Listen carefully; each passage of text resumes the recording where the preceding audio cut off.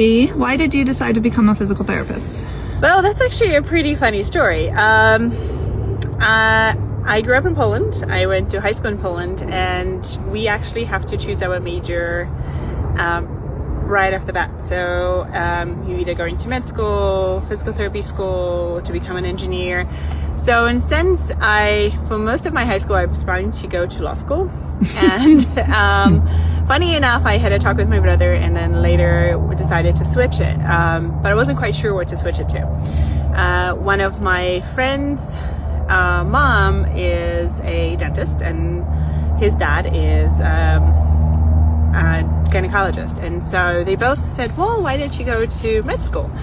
I kind of knew that I didn't want to do that, mostly because looking at their lifestyle and the fact that they were very little home and very busy all the time.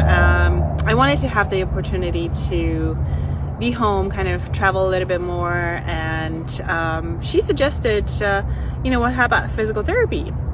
And to be honest, I didn't know much about it when I applied to PT school.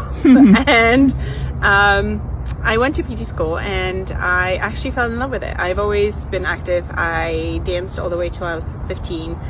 Then I participated in volleyball. I ran.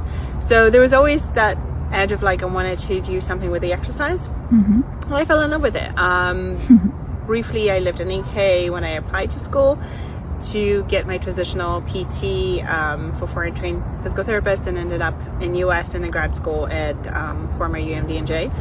And to be honest, I fell in love with it, and it made a huge difference in terms of my own outlook on what I want to do with my body, with how do I want to live my life, and watching my friends and parents and my friends' parents, and thinking, what do I want to do in the long term to change how I'm going to be at the age of 60, at the age of 70.